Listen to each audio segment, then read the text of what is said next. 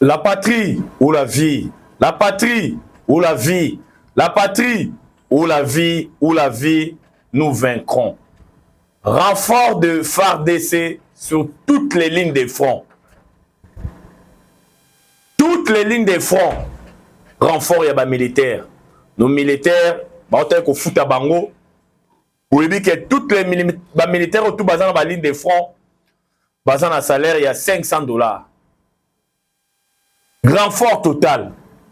On nous signale qu'il y a même des mercenaires dans Uvira. Le Congo, c'est un pays indépendant. On nous signale la présence des Colombiens. Tout le Congolais de père et de mère. Dans la politique, nous avons la politique du bâton, c'est-à-dire la guerre. Et puis nous avons encore la politique qui a carotte, c'est-à-dire la diplomatie. Tomizaka nabilo komi balewana. Toko développant na émission mukola lelo. La Bible nous dit, celui qui parle beaucoup ne manque pas de péché, mais celui qui retient ses lèvres, c'est un homme prudent. Les sanguinaires Paul Kagame a parlé. Vous avez attendu les sanguinaires Paul Kagame, donc c'est dire, trop parler peut tuer. Toko analyser en émission ya mukola lelo. À l'occasion, il y a 65e anniversaire il y a Congo. Caméra parlé de l'indépendance. Caméra Lobinin. Plusieurs personnes ont parlé. Martin Fayulu a parlé. S'agissant de l'accord qui a été signé par le Congo et le Rwanda. Donc, analysant en émission Mukola Lelo. Lors du 63e anniversaire, il y a Burundi, l'ambassadeur burundais au Congo a parlé. Qu'est-ce qu'il a dit? Le Burundi s'est coalisé avec les Congolais pour éviter la balkanisation. Le rapport des Nations Unies a parlé de la balkanisation, de l'annexion du Congo par le Rwanda. Ilingelo Banini. Tokoya ko analyser en émission Nabisa Mukola Lelo. Sans plus tarder, c'est votre humble serviteur. Nakombo Jonas Ngandu surnommé Charles Onana.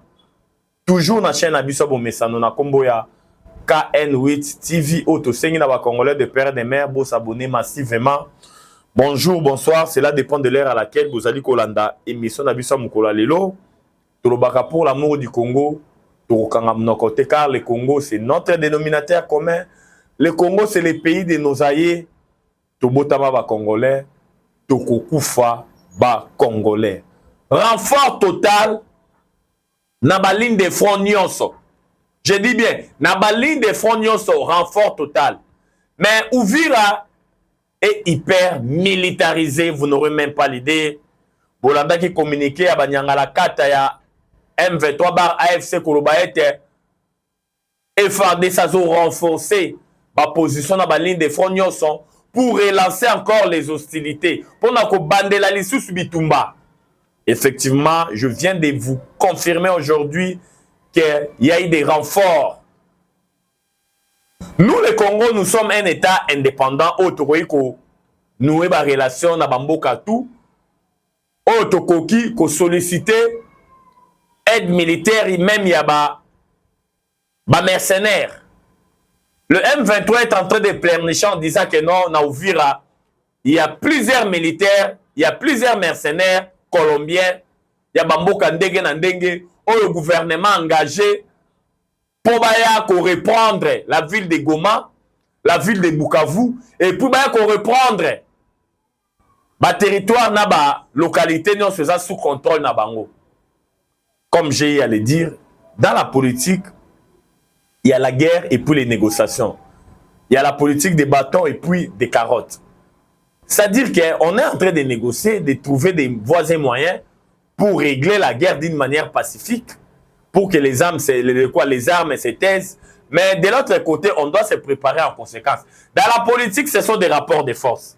Parce qu'on s'est rendu compte que les Tutsis, souvent là-bas, voient un rapport de force. Regardez ce que Kagame est en train de faire. On viendra dans 6 jours au Torero Lobela, va dire il y a les sanguinaires Paul Kagame, na émission na biso mukula lelo.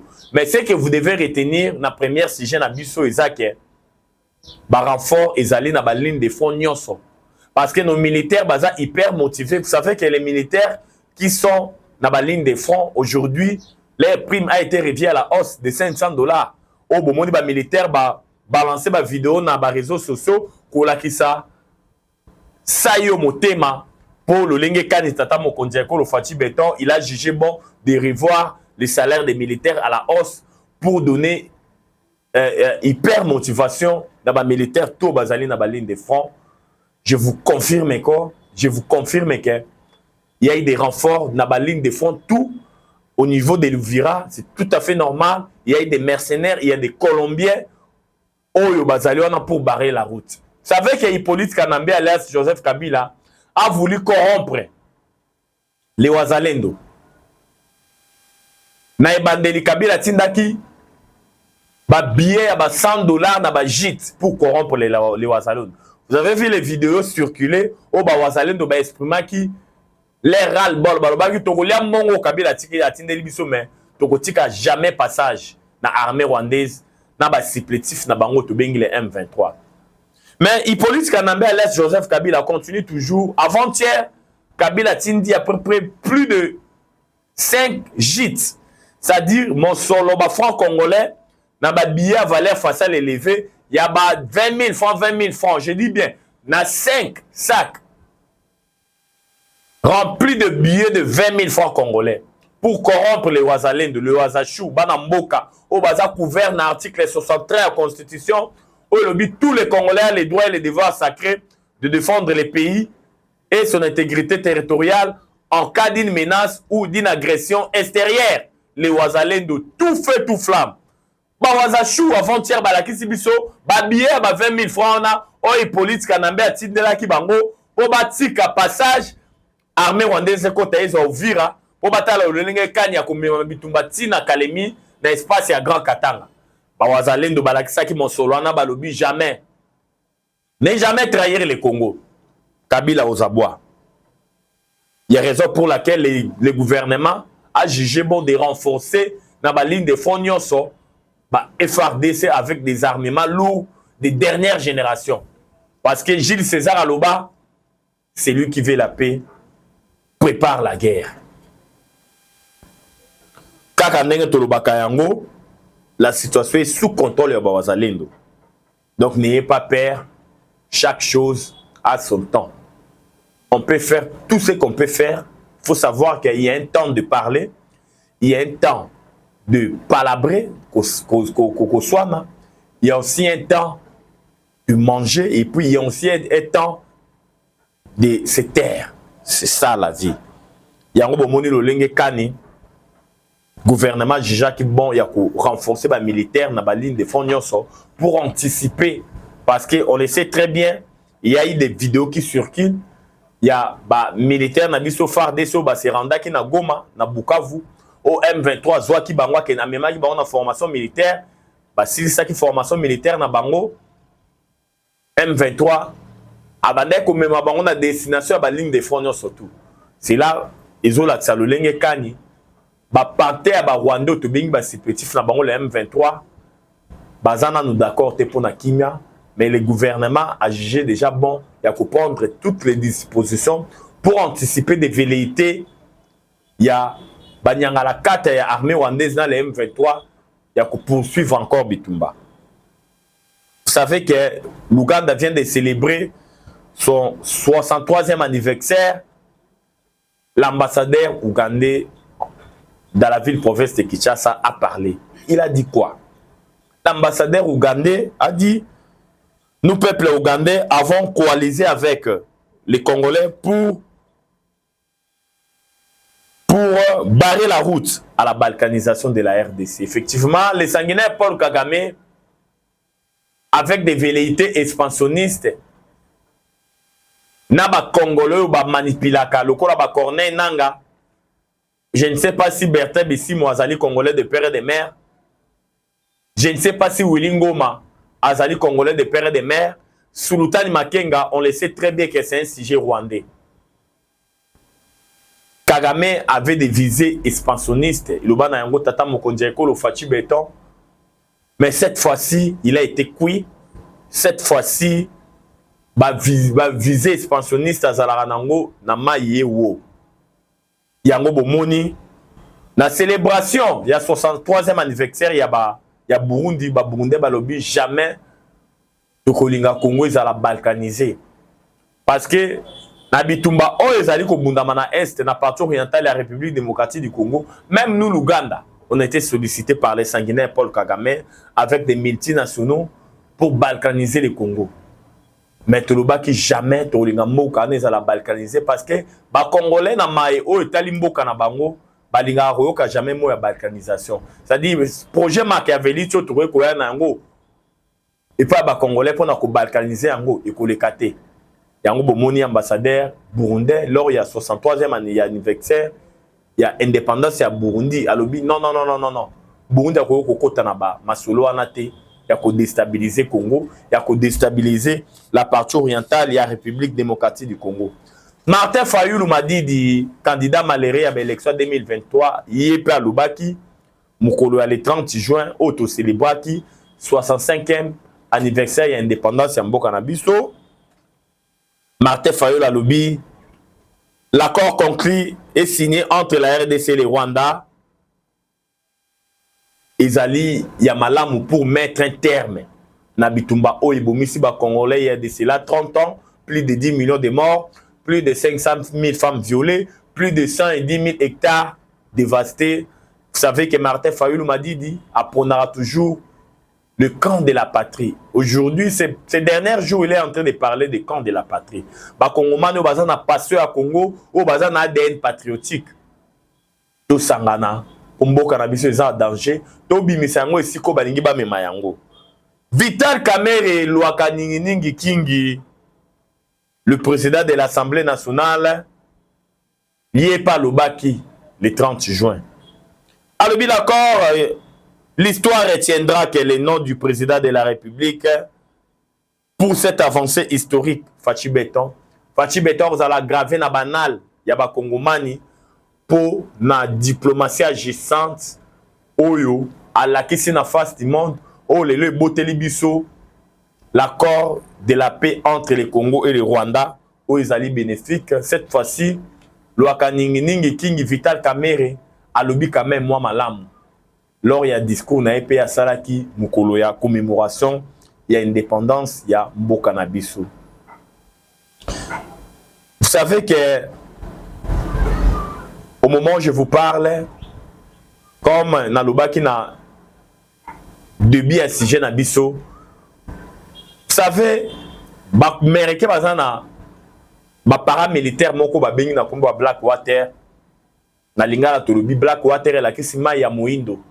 Oh, ils allaient kokamba mais pas Eric Prince. Oh yo, on nous signale déjà que non. Plusieurs commandos Blackwater bazali na Uvira. Bazali toujours aux aguets, bah se déployer qui déjà dans la République démocratique du Congo pour barrer la route. Na progression, il y a des militaires rwandais, na ba supplétifs na bango to bengi le M23. Présence na bango awawa, c'est très important parce que Tolobaka yango, comme j'ai eu à le dire, Kagame a Kanisaka Zaramaele Makasi, il est plus intelligent. Mais Kagame n'est pas intelligent. L'intelligence à Kagame, il faut dire na ologo babengi Makila. Il faut dire na ologo babengi Kimoyibi. Celui qui parle beaucoup ne manque pas de péché. Celui qui retient ses lèvres, c'est un homme prudent. Et le Banayango, et Patrick Mouyaya. Mais c'est un verset biblique. Vous allez constater que le sanguinaire Paul Kagame a multiplié depuis qu'on a là. Kagame a parlé. Kagame a commis Biloba Loba. Auparavant, Kagame ne parlait pas. Ne parlait pas. Sous Mouzé Laurent Désiré Kabila, Kagame a Kolobate. Sous Hippolyte Kanambe, alias Joseph Kabila, Kagame a Kolobate. Mais curieusement, on était estomaqué depuis que le chef de l'État Fachi Béton a Koma Mokondi, la République démocratique du Congo, Kagame a Koma Biloba Loba. Vous savez pourquoi? tous les accords signés na ndenga kobatama et pas Hippolyte Kanambe alias Joseph Kabila. Fachi a rendre bakor wana nyoso kadik, a boycotter bakor wana nyoso. Hippolyte Kanambe alias Joseph Kabila a vendu notre pays. On ne cessera jamais de le dire. Parce que Toka Bakongomani Ming Bolobaka, pourquoi Bino Botanga toujours Kombo ya Kabila? Ba Congolais des pères et des mères. Na tuni Bino Mutuna Moko. Pour la nini to tangaka histoire na bakelas. Histoire ezotang sabiso basuluta banani histoire ya roi o barenya na Congo. Basultani Keita, baza ebele, ba roi Congo, roi Luba. Pourquoi to tangaka histoire wana? Eza pona olakisa biso lolenge kani ba mitambolaki mabe po biso tozali koya na venir to éviter. Tomber na mabe ou bango batambolaki. Na lopoto balobi, il n'y a jamais eu la lumière sans l'avenir du passé. On doit toujours se référer au passé. Kabila a vendu notre pays auprès des Rwandais, étant donné que c'était un sujet rwandais. Il a dirigé le Congo dans Chancelo Kopamba, raison pour laquelle notre pays était affaibli. Aucune initiative tendant dans le sens à former nos militaires tout au long de la reine. Au Kabila Ebake Zaleka, Europé Rwandais, 66 millions de dollars chaque mois. Koti Kila, Rwandais, frontière nabisseuse à la Porez, Bakotaka matin, midi, soir, les accords de Rubavu, ces pays étaient enterrés. C'est sous Hippolyte Kanambe, alias Joseph Kabila, qui ne le sait pas. C'est un secret de polichinelle. Bakongomani nyoso boyebi lolenge kani mboka nabisseuse qui est enterré. Na rien na ye. Dans le Bakayango, les deux armées se sont affrontées na Kisangani. Pourquoi tu funda kaba Ougandais? Ouganda futa biso plus de 100 millions de dollars. Pourquoi pas tu funda ba Rwandais? Mais ça va matière oyoyo, il faut efungola ba Kongomani no so misu ko la tsabango ke muto dirija biso pendant bada de 18 ans azala na ye Rwandais. Preuve n'est que ce qu'on a lu tout au long de la reine nae, après ça, Rwandais, plus de 15 millions, plus de 15 milliards de dollars. Faisons les calculs, 66 millions pendant 18 ans. C'est à peu près 15 milliards de dollars. On doit toujours se référer au passé pour mieux organiser l'avenir. Raison pour laquelle tu sais que Congo, Mano surtout Bakomataka Kolobaete, pour la nini Komboya. Joseph Kabila on a une facilité, Binonde Bozali ko gérer Mboka il y a de cela 7 ans. Le Congo, c'est un pays en dimension continentale à une superficie de 2 345 410 km². Ce n'est pas par un bateau magique où yo beti bounion s'auto-échanger. Aujourd'hui, la population congolaise elle est estimée à peu près à 100 millions de dollars, à 100 millions d'habitants. Je dis bien 100 millions d'habitants, de quoi d'habitants? Ce n'est pas une mince affaire. C'est-à-dire, Tshisekedi a trouvé ce pays dans les Boulou. Ce pays était enterré. Tshisekedi est en train de déterrer le Congo, là où le Congo était enterré, étant donné que Tshisekedi n'a pas un mandat, mais Tshisekedi a une mission pour notre pays. Raison pour laquelle tout le monde a le Kani, mission aux Zamba PC pour Namboka Nabiso, après avoir déboulonné système yaba rwandophone installé par Hippolyte Kanambe alias Joseph Kabila. Fachi est en train de déboulonner maintenant la pire des mensonges cousu pendant 30 ans.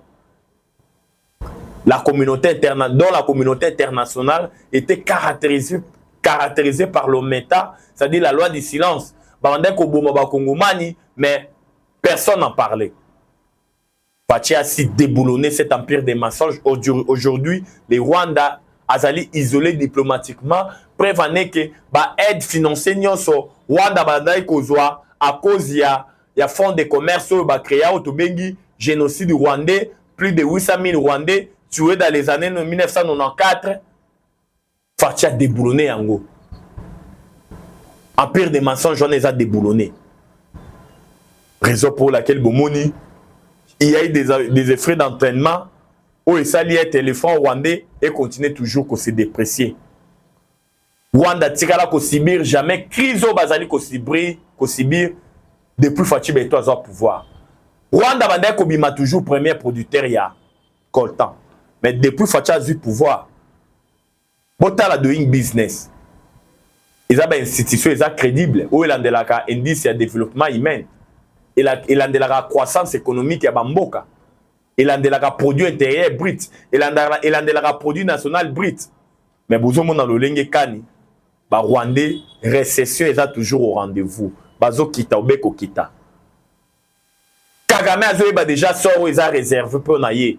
Il y aura un tollé na Rwanda parce que les investisseurs rwandais ba commis déjà ko pleurnicher. Le ko la bana mike, ba homme d'affaires rwandais ba lobi notre pays est en danger, économie en mboka yango ezo kita. Ba commis ko sentir poids ya ba sanction. Oyo ils a infligé et pas na bango. Koluka ko déstabiliser Congo. Tshisekedi n'est pas Mobutu. Tshisekedi n'est pas Laurent Désiré Kabila. Tshisekedi n'est pas Hippolyte Kanambe alias Joseph Kabila. Tshisekedi Aza Tshisekedi avec une mission aux Ambapessier, car la Bible nous dit toute autorité vient de Dieu. Qui bo consignon sur le pas en colo. Yango bomoni lelo yo Kagame dit Malela avec des sorties médiatiques ratées. Kagame a commis biloba loba. Mais les Américains continuent toujours à clarifier la position de Bango en rapport avec l'accord qui a été signé par les deux ministres des Affaires étrangères. Vous avez suivi le conseiller principal à Donald Trump, Massan Bolos Kolobaete. L'anéantissement de la FDLR et puis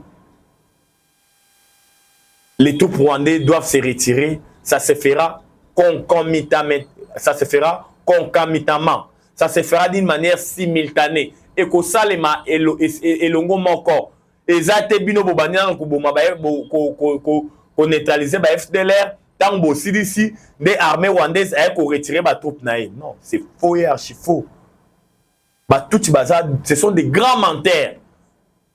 Si vous avez suivi leur ministre des Affaires étrangères au nom de Olivier, ce type-là, c'est un grand menteur. Mais le conseiller principal à Donald Trump, Massad Bolos, a clarifié ça. Bolanda le Lingekan et France 24, bah, journaliste à France 24, bah, intervieweur qui est ou Tamboka États-Unis d'Amérique pour une explication claire. Na accord au cinéma qui a bien au clair. Ça se fera concomitamment. Ça se fera concomitamment. Ça se fera d'une manière simultanée. Koto bazoland de la FDLR, koto ba troupe rwandaise ezo bima na Congo. Yango bomoni le lenge kani, le sanguinaire Paul Kagame, il est tellement aux abois, abandi qu'on multiplie ba sortie médiatique parce qu'à Yébite, son déclin est déjà acté. Bientôt là, le sanguinaire Paul Kagame, à cause de la conjuguée au passé, mais la justice fera son travail. Vous avez suivi les discours lors de la célébration à 65e anniversaire. Il y a indépendance, la justice va faire son travail.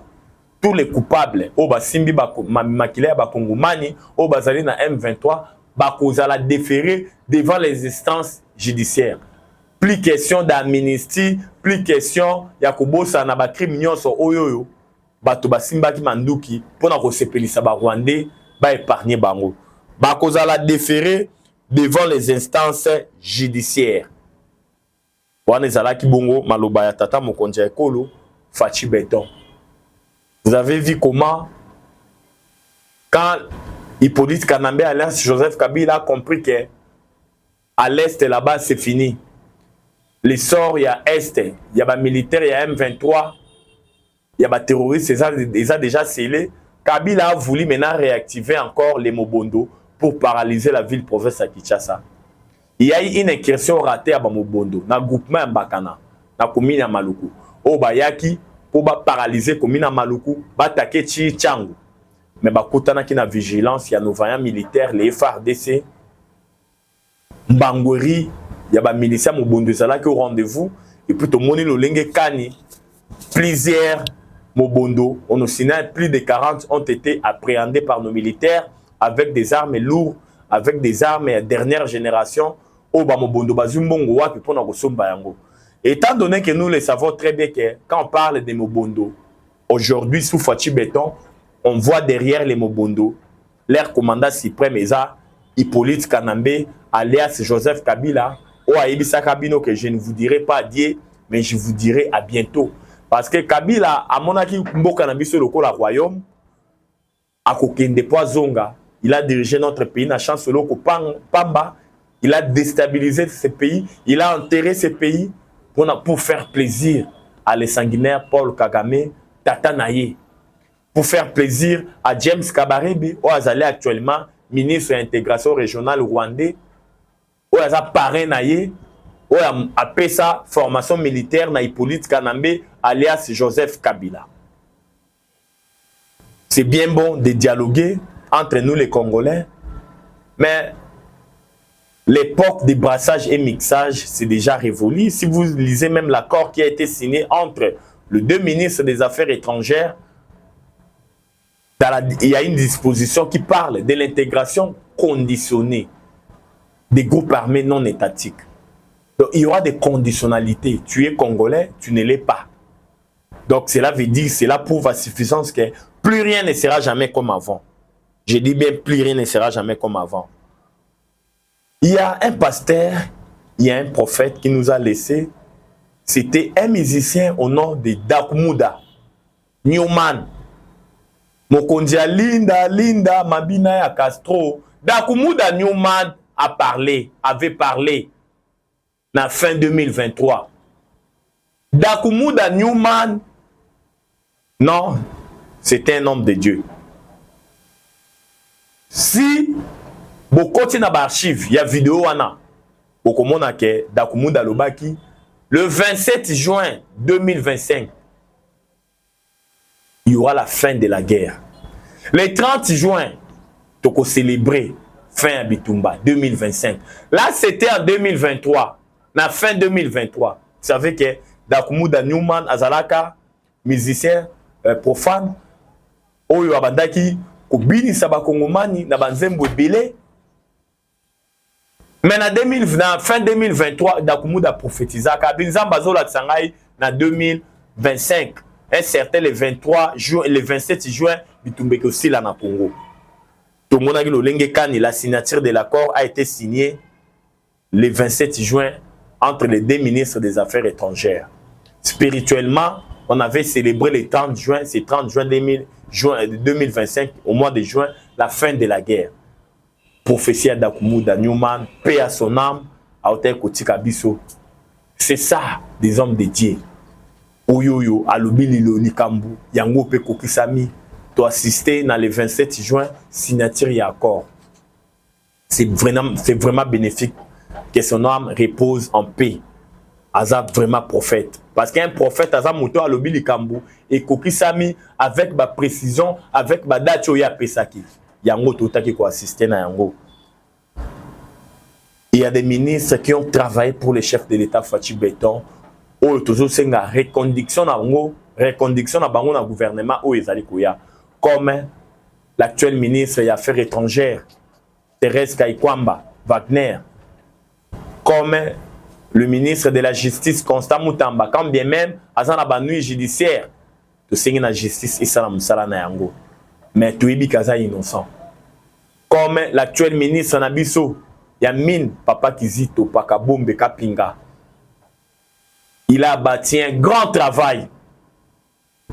Yemuto sali ete ba Rwandais pe ba Fukama.